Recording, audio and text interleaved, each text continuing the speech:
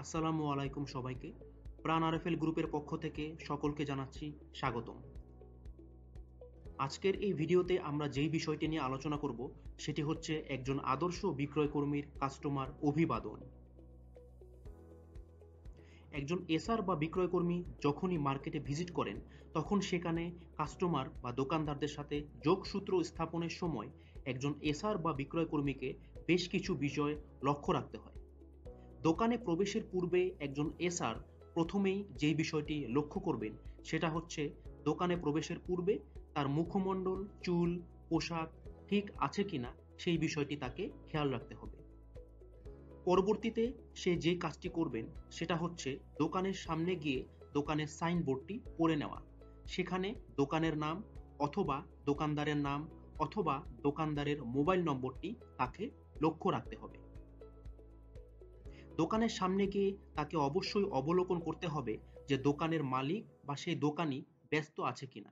যদি দোকানদার ব্যস্ত থাকেন তবে এসআরকে দোকানের বাহিরে কিছুক্ষণ অপেক্ষা করতে হবে এবং যখনই সেই দোকানদার ফ্রি হবেন তখনই তাকে সেই দোকানদারের সাথে কথা বলা শুরু করতে হবে।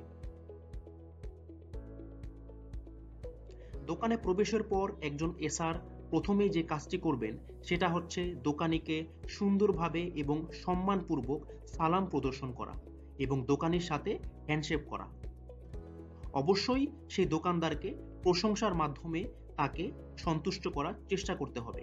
এই ক্ষেত্রে দোকানদারকে তার দোকান সম্পর্কে বা ব্যক্তিগত কোনো কিছু সম্পর্কে একজন এসআর তার প্রশংসা করতে পারেন, যেই বিষয়টি শোনার পর সেই দোকানদার খুশি হবেন বা তার সাথে কথা বলার জন্য আগ্রহ প্রকাশ করবেন।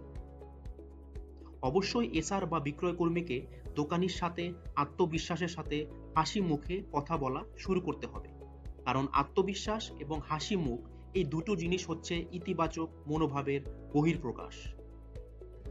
দোকানদারকে অবশ্যই সম্মান দিয়ে নাম ধরে অভিবাদন জানাতে হবে, কুশলাদি জানাতে হবে এবং কেন সেই এসআর সেই দোকানে এসেছে, কি কি ধরনের পণ্য সেই দোকানদারকে অফার করতে চায় সেই বিষয়টি বিস্তারিতভাবে জানাতে হবে। মনে রাখতে হবে কাস্টমারের সাথে সুসম্পর্ক গঠনের মাধ্যমেই আপনি বিক্রয় পেশায় সফলতা অর্জন করতে সক্ষম হবেন। ধন্যবাদ সকলকে। ভিডিওটি পরিবেশন করেছেন ট্রেনিং অ্যান্ড ডেভেলপমেন্ট টিম, প্রাণ আরএফএল গ্রুপ।